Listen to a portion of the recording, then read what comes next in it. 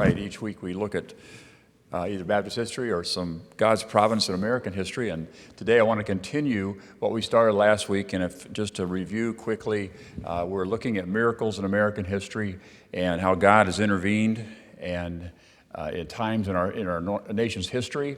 And we looked last week, we've gone through several centuries, and now we're in the Constitutional Convention and the beginning of America. And last time we talked about that after 6 years as a united states, this is 6 years after the Revolutionary War, America had been set up under a constitution known as the Articles of Confederation.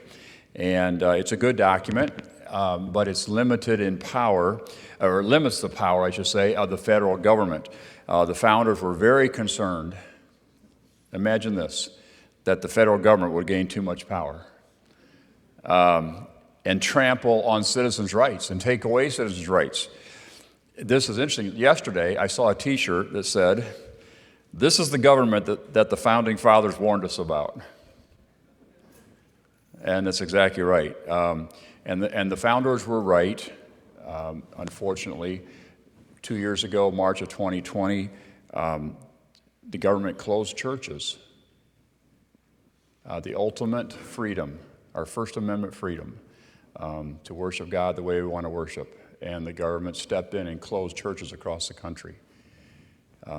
The government has overstepped their authority, and this is exactly what the Founding Fathers were afraid of, and this is why they initially set up this weak federal government and strong states. So that was the Articles of Confederation.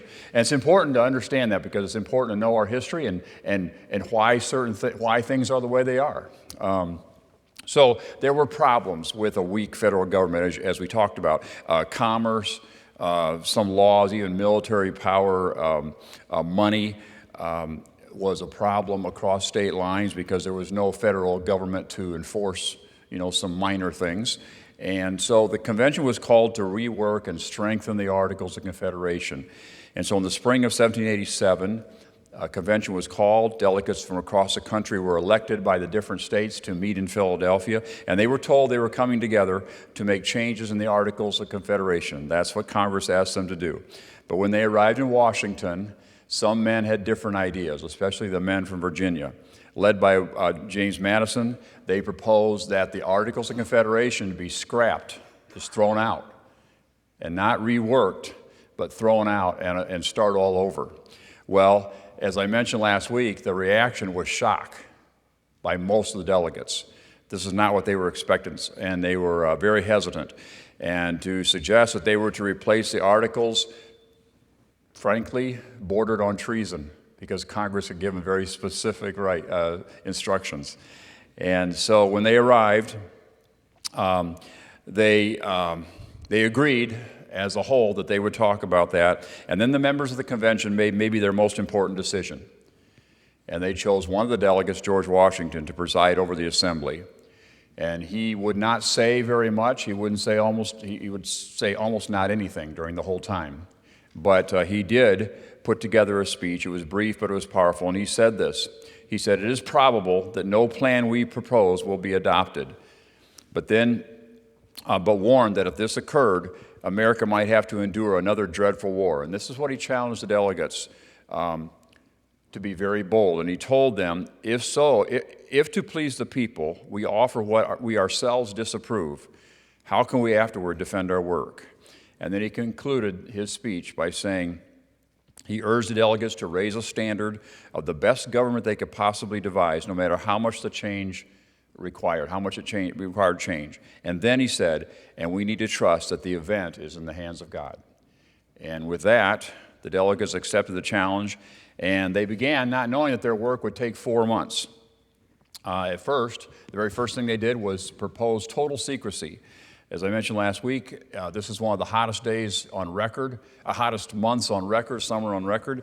And but they closed the windows, they shuttered the windows, they set guards outside so that no one could see or hear what was going on. It would have been disaster had word gotten out as to what was happening and gotten out until they were done. There was no one was to talk about the discussion outside of that room. outside of the State House. Even the most disgruntled participants who during the summer, this is a little known thing, that several, I think as many as 15 of the participants got so angry at the proceedings that they left and went home. And what was interesting was that they even maintained their vows of secrecy, and that does kind of confirm that this group of people were men of honor. And soon they found out they had an almost impossible task in front of them. After a few weeks of deliberation, the convention was on the verge of collapse, on the verge of breaking down. And for more than a month, the delegates had been deadlocked on different issues. The large states were very suspicious of the small states having equal power because they had fewer population. And of course, the small states were very suspicious of the large states and how they might be the small states might be overrun. And actually, this was a deadlock. What became the biggest issue. And people were ready to throw in the towel and go home. But there was slavery to talk about, the abolition of slavery, and that was a huge point the delegates fought over. And the list went on and on. And I think the summer heat contributed to the high degree of impatience, and the emotions ran very high.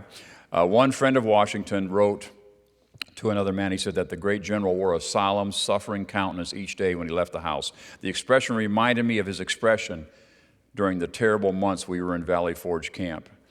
And Washington wrote to Madison, he goes, I am in despair and do not see a favorable ending to the proceedings. And one delegate wrote that they were on the verge of dissolution, and they were scarce held together by just a hair. 1 month into proceedings, June 28th, it started in May 27th, I believe, 1 month in, it was a particularly frustrating morning. And the disagreement and the fights were fierce. It was going nowhere. And the delegates that weren't angry were dejected and discouraged. And on many accounts, the convention was about to fall apart, and that meant probably that the United States, as they knew it then, would be dissolved, and the Union would be dissolved. It wasn't obvious that day, but later in the writings of the participants, all agreed that there was this combination that happened. This something changed, and it was a combination of three things. It was God's providence. The second thing was that the 4th of July was just a couple of days away, and the celebrations. This holiday was just a wonderful holiday. It is now, but a wonderful holiday. Just 6 years after they had declared independence or had won the war, and the other thing was that there was a wise old man in the room that finally couldn't sit still. And he managed to, these three things managed to rescue the convention from catastrophe. The wise old man is Benjamin Franklin. He is 81 years old at this time, and that in itself is an amazing thing because the average age, life expectancy was 35 years old at that time. He almost never spoke. He would write his remarks sometimes down and have somebody else make remarks. But at this point, when the emotions were at their peak, the fighting was really something that day especially. He was stirred to speak to the delegates personally. And so he had watched that morning, but finally he'd had enough. And he rose to his feet, and when he stood, everybody stopped talking because they wanted to hear what this wise man had to say. Benjamin Franklin was one of the most respected men in the world at that time. And he started by reminding them of the small progress that they had made, very small progress that they had made. And then he said, "How has it happened, sir, that we have not once thought of humbly applying to the Father of lights to illuminate our understanding?" And then he said this. He said, in the beginning of the contest, and I want to read this because it's such an important speech, and I think that it's something that school children should memorize and really change American history. He said, in the beginning of the contest with Great Britain, when we were sensible of danger, we had daily prayer in this room for his divine protection. Our prayers, sir, were heard, and they were graciously answered. All of us who were engaged in the struggle must have observed the frequent instance of a superintending providence in our favor. That kind of providence we owe this happy opportunity of consulting in peace on the means of establishing our future national felicity. And have we now forgotten that powerful friend? I have lived, sir, a long time, and the longer I live, the more convincing proof I see of this truth, that God governs in the affairs of men, and if a sparrow cannot fall to the ground without his notice, is it probable that an empire can rise without his aid? We have been assured, sir, in the sacred writings that except the Lord build the house, they labor in vain that build it. I firmly believe this, and I also believe that without his concurring aid, we shall succeed. Without his concurring aid, we shall succeed in this political building no better than the builders of Babel. We shall be divided by our little partial local interests. Our projects will be confounded, and we ourselves shall become a reproach and a byword down to future ages. And what is worse, mankind may hereafter, from this unfortunate instance, despair of establishing governments by human wisdom and leave it to chance, war, and conquest. I therefore beg us to move, and then henceforth prayers imploring the assistance of heaven and its blessing on our deliberations be held in this assembly every morning before we proceed to business, and that one or more clergy in this city be requested to officiate in that service. Well, this is a remarkable speech, and it had a profound impact on every delegate in that room. Washington, for one, he was thrilled.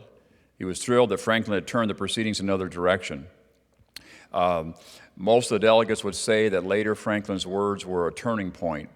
A delegate from Georgia, one of the delegates from Georgia, described the morning session on that day as an awful and critical moment. And had the convention adjourned without Franklin's plea, the dissolution of Union seemed inevitable. Franklin's words altered the atmosphere, reminding the bickering colleagues of the eternal significance of their work and really of the divine supervision that they needed so badly. And because of time, we'll have to finish next week, but just in a very important moment in these proceedings, 1 month in, when everything was about to fall apart, this man stands and reminds them that God had intervened in the war when they had prayed, and why were they forgetting to pray now? And just an amazing moment in history, and something I think that we all should be reminded of, and thank the Lord for the direction that this would take, and we'll see next week what happens in this miracle of the Constitution.